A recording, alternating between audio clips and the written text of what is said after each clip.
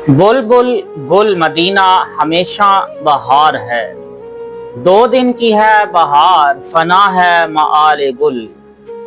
इस शेर में इमाम इश्को मोहब्बत हजरत रजा बरेलवी रहमतुल्लाह ताला अलैह मदीना के फूल और मदीना तैयबा के अलावा दीगर मकामात के फूलों का तज़किरा करते हुए फूल से बे इंतहा मोहब्बत करने वाली बुलबुल को मुखातिब करके फरमाते हैं कि ए बुलबुल, सिर्फ मदीना के फूल की ही ये खसूसियत है कि जिस पर हमेशा बहार रहती है, और मदीना के अलावा दीगर मकामात के जो फूल हैं उन फूलों पर सिर्फ 2 दिन यानी कलील अरसा के लिए ही बहार है, और फिर अंजाम ये होगा कि 2 दिन के बहार के बाद वो फूल फना की तरफ लौट जाते हैं।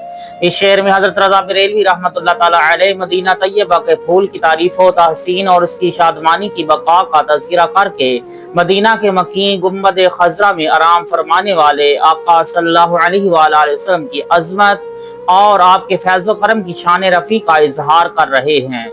इस शेर में हजरत रजा बरेलवी रहमतुल्लाह ताला अलैह ये कहना चाहते हैं कि हुज़ूर अक़दस सल्लल्लाहु अलैहि वसल्लम के वजूद मसऊद के तुफैल शहर मदीना हमेशा आबाद रहेगा। बरकत ज़ाहिर व बातिन के आसार इस शहर मुक़द्दस में आश्कार होते रहेंगे। यहाँ आपकी तशरीफ आवरी के बाद हमेशा खैर व बरकत का नज़ूल हुआ और ता क़यामत होता रहेगा। ये सब अल्लाह ताला के महबूब आज़म के कदम नाज की बरकत और पकीज़ा दुआओं का सदका और तुफैल है।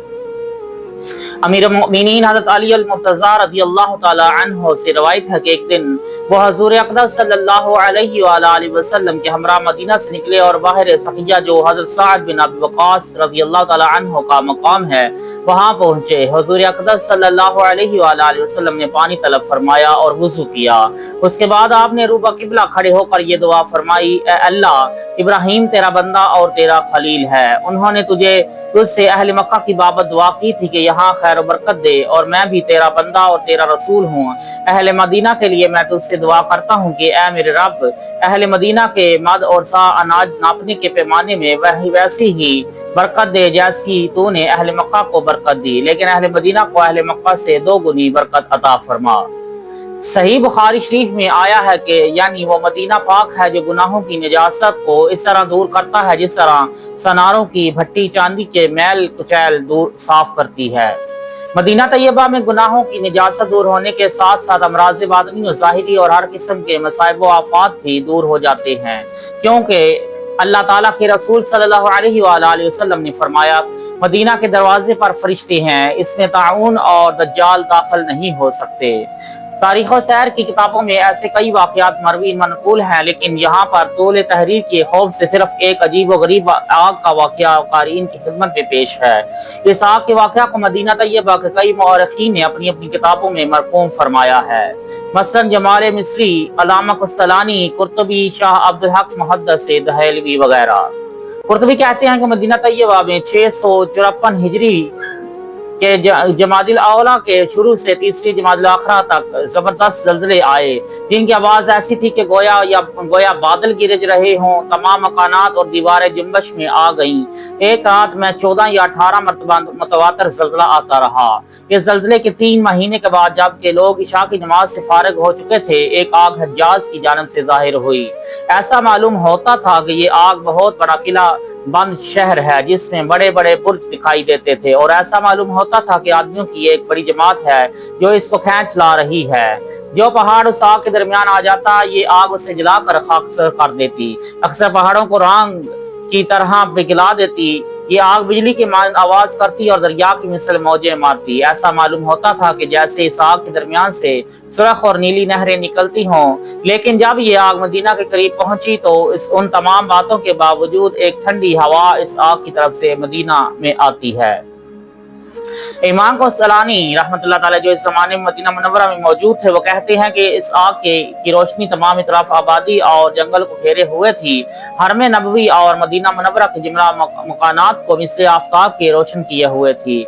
यहाँ तक के लोग راتوں کو اس کی روشنی میں کام کر لیتے تھے۔ ان ایام میں آفتاب اور مہتاب کو گہن لگ گیا تھا اور ان کی روشنی زائل ہو گئی تھی۔ بعض لوگوں نے مکہ معظمہ میں بھی اس آگ کی روشنی کو دیکھا اور تیمار و بصرہ میں بھی مشاہدہ کیا۔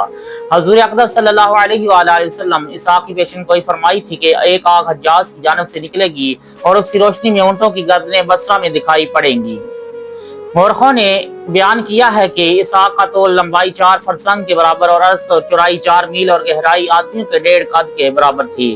اس کی رفتار اہل کی مانند اور اس کی موجیں مثل دریا کی تھی۔ اس آگ میں ایک خاص بات یہ تھی کہ اس کی گرمی سے پتھر پگھل جاتے تھے اور اس سے بھی زیادہ اچنبھے کی بات یہ ظاہر ہوئی کہ ایک بہت بڑی دیوار نمودار ہوئی جس نے مدت دراز تک لوگوں کو چلنے سے روک دیا اور مویشی اور چوپایوں کی راہ گزر بند ہو گئی۔ لیکن یہ دیوار ایک بڑی حکمت پر مشتمل تھی، وہ یہ کہ دوسری جانب سے فسادی بدو مدینہ میں پہنچ کر ساکنان شہر مقدس کو پریشان کیا کرتے تھے۔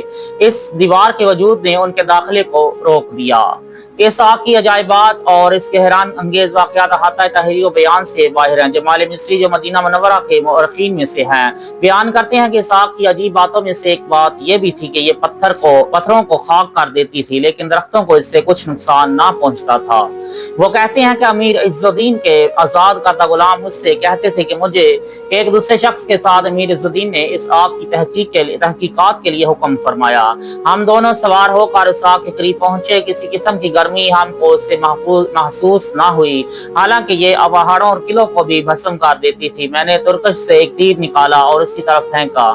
تیر کے سارے پر تو جل گئے لیکن اس کی لکڑی سلامت رہی۔ جمال مصری کہتے ہیں کہ یہ حالت سن کر میرے دل میں ایک دوسری بات آئی کہ اس آگ کا درختوں کو نہ جلانا گویا علامت ہے کہ نبی صلی اللہ علیہ وآلہ وسلم کے حرم بنانے کی، جس طرح کے حرم مدینہ کی شان میں آپ نے فرمایا کہ تمام مخلوقات پر اس کی اطاعت واجب اور کائنات پر اس کے ادب کا لحاظ رکھنا واجب ہے۔ امام قسطلانی فرماتے ہیں کہ ایک صاحب جن کی خبریں وثوق اور اعتماد کے لیے لائق ہیں، میں نے ان سے سنا ہے کہ میدان میں ایک پتھر بڑا پڑا ہوا تھا جس کا آدھا حصہ حرم میں داخل تھا اور باقی حصہ خارج از حرم تھا۔ اس آگ نے خارجی حصہ کو تو جلا دیا لیکن جب داخلی حصہ تک پہنچی تو گل ہو گئی۔ مورخین نے بیان کیا ہے کہ مدینہ منورہ کی قاضی امیر نے تمام باشندگان کی ساتھ جمع ہو کر گریہ وزاری شروع کی، غلاموں کو آزاد کر کے داد سخاوت دی۔ جمعہ اور ہفتہ کی شب میں تمام اہل مدینہ حتیٰ کہ ان میں عورتیں اور بچے بھی شامل تھے، سب نے مل کر حرم شریف میں رات گزاری اور حجرہ شریف کی گرد برہنہ گریہ وزاری کرتے رہے۔ حق سبحانہ وتعالی نے اپنے حبیب صلی اللہ علیہ وآلہ وسلم کی برکت سے اس آگ کا رخ شمال کی طرف پھیر دیا اور باشندگان شہر مدینہ منورہ کو اپنے کرم کا امیدوار بنایا۔ بڑھتی ہوئی آگ اور اس کے شعلے جنگلوں کو چلے گئے۔ اس آگ کی مدت بقول مورخین 3 مہینہ تھی اور علامہ امام قسطلانی نے اس آگ کی مدت 12 روز بتائی ہے۔ اتنی طویل مدت تک یہ آگ جلتی رہی، اس کے باوجود حضور اقدس صلی اللہ علیہ وآلہ وسلم کی برکت سے مدینہ اور اہل مدینہ کو کوئی نقصان نہ پہنچا۔ مذکورہ واقعات میں ایک بات خاص طور پر قابل توجہ ہے کہ آگ نے پتھر کا وہ حصہ جو حرم نبوی کی حد سے باہر تھا اس کو تو جلا دیا لیکن جو حصہ حدود حرم میں داخل تھا اس کو آگ نہ جلا سکی۔ یہ سب حضور اقدس صلی اللہ علیہ وآلہ وسلم کی برکت تھی۔ تو ثابت ہوا کہ جس پتھر کو حرم نبی صلی اللہ علیہ وآلہ وسلم سے نسبت ہوگی وہ آگ میں جلنے سے محفوظ رہا، تو جس کو خود حضور صلی اللہ علیہ وآلہ وسلم سے نسبت عشق و محبت ہے وہ بھی انشاءاللہ یقیناً جہنم کی آگ میں جلنے سے محفوظ رہے گا۔